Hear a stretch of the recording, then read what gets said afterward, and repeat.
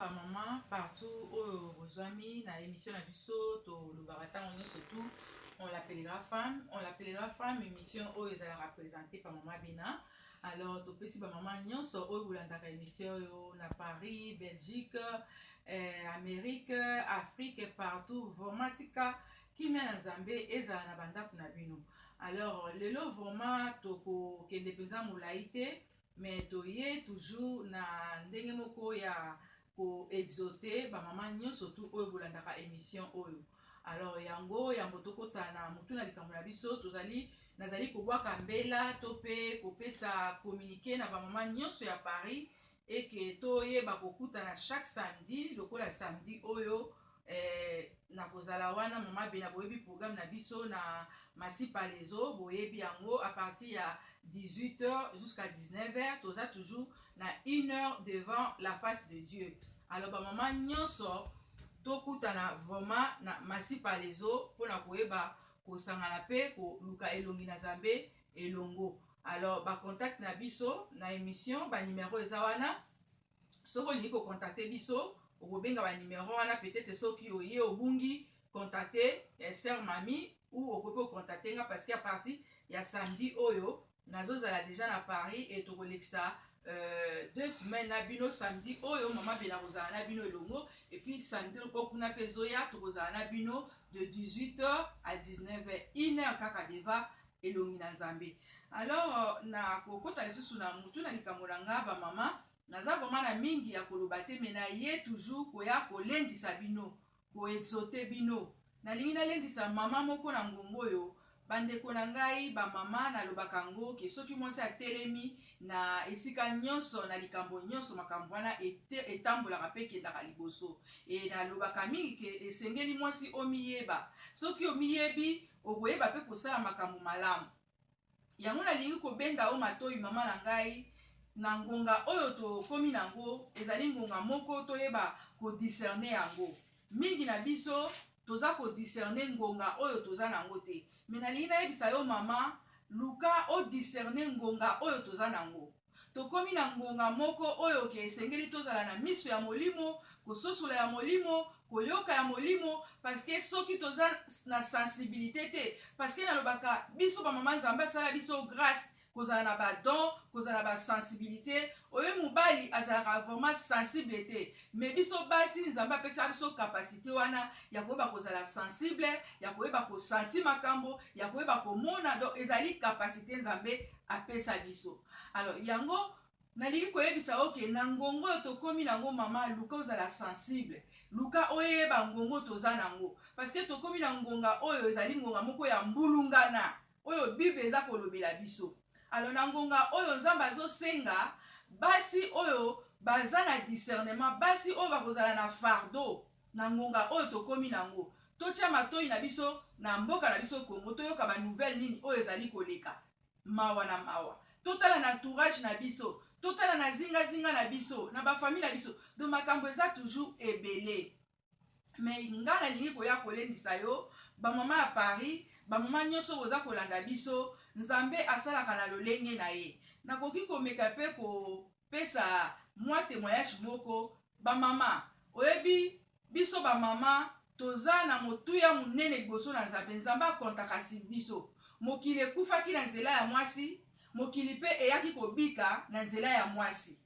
Satan akotaki na nzela ya mwasi Nzambe ayebaki pe ke aya kobikisa mokili pe kaka na nzela ya mwasi. Naza na témoignage moko bandeko nanga mama Bina nazali moko oyo nauti na église armée de l'Éternel bandeko nanga so totali église armée de l'Éternel lelo oyo ezokokambama na son excellence le général Soni Kafuta pe papa nanga nazopesa ye mbote en passa ezalaki na ndekone ya mwasi oyo tobengi ya Pauline abandaki intercession na ndako bazaki bato bautaki na Nzambe malamu mais azalaki na fardeau souci wana abandi intercession na ndako famille ba voisin akomi ko inviter bango et petit à petit bato bakomi ko ebele mais omoni na doctrine ndenge Bible ezoyesa biso ke mwasi okoki kokamba te tokoki kosala intercession tokoki kobondela mais kotelema na etumbelo kozwa Bible koteya epesameli biso vraiment te mais comme bato bakomaki koya ebele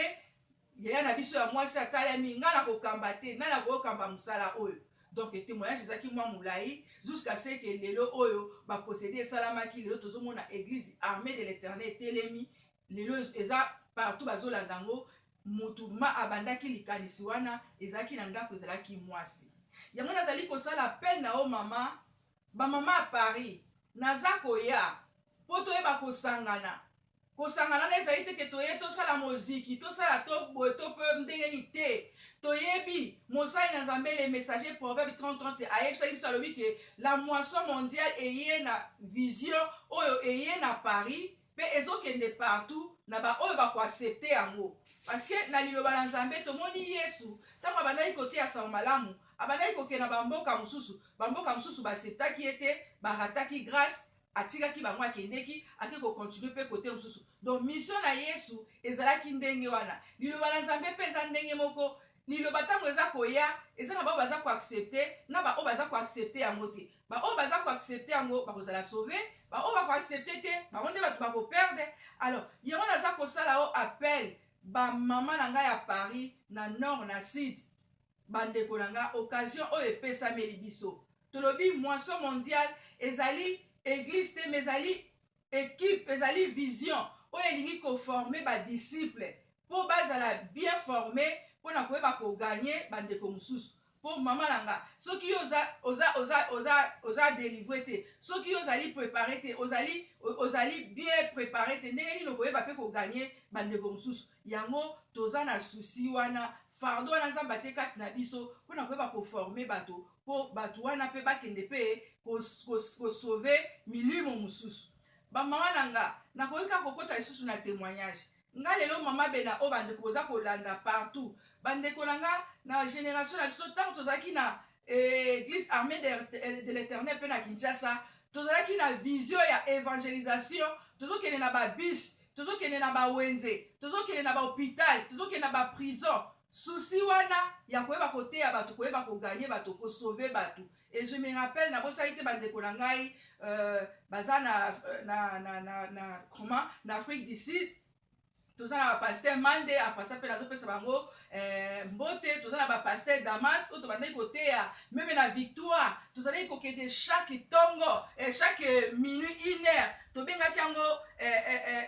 yango pêche miraculé tozokende baheure wana bazopesa biso bambongo na église tokende toke koteya bandeko basi ya ndumba oyo bandaki kokende kotelengana na bavictoire bazosala bavi na bango me soki toteyi bango mwana tozokutana bato mosusu abi nazosalaki ndumba oyo mpona mpasi nzala eloko eza te tokopesa ye mbongo toinvite ye na église e akoya tokoforme akomi bien préparé abiki azwi mpe mosala akomi mpe koteya bandeko mosusu ndenge moko biso mpe bamama nalobaka mama oza na motuya monene basi ebele bazomona kaka babima oyo baévangéliste soki bapaster soki bani bamama toza na mosala ebele toza na mosala ya monene oyo ya koyeba kosala mpona koyeba kosauve kobikisa milimo oyo eza kotelengana milimo oyo eza kokufa toza na makambo ebele mpona koyeba kobikisa bato wana lelo nakoki kopesa lisusu ndakisa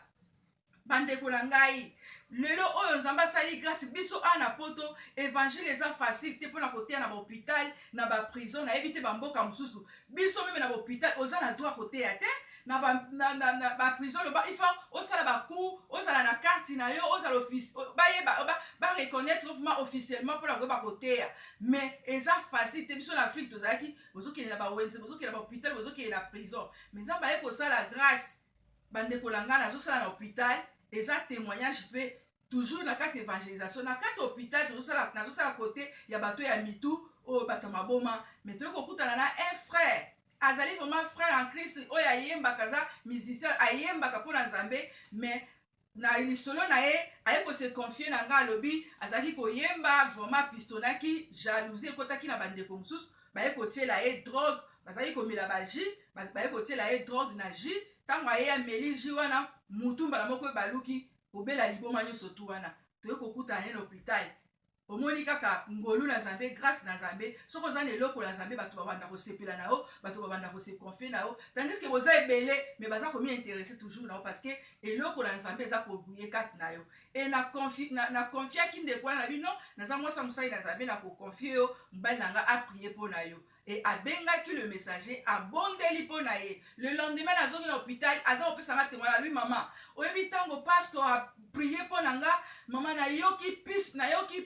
pisi moko nayoki pe moko nano natika koyoka te na vie na nga e na santi susu kati na nga nakomi koteya bamaladi aza na kati hôpital akomi koteya lisusu bandeko mosusu na kati hôpital e aye kope konfie nga lisusu ndeko oyo ateyaki ya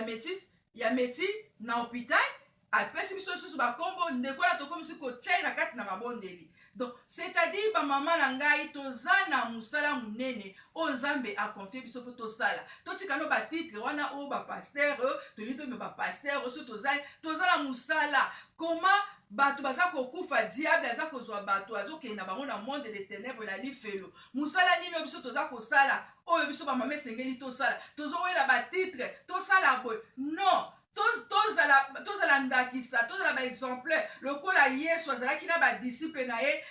aformaki bango alobi bino mpe bokende bosala mosala bosauve bandeko na totala bato ebele monde entier na Canada na Paris na Afrique na wapi toza na mosala ebele ya koyeba kosala yango wana nayi natelemisa o mama na nga bible ezolobela biso na psaume elobi les messagers de la bonne nouvelle est une grande armée. Basi tozali une grande armée na psaume tozali grande armée yango nalingi mama telema place ozali telema okoloba na nga o transport o boye epa na Nzambe musika ya transport ezalaka te babus ezali okozala na province soki ozali na bolingo na Nzambe wana okodeplace okoya yango nazosala o appel samedi oyo tozali na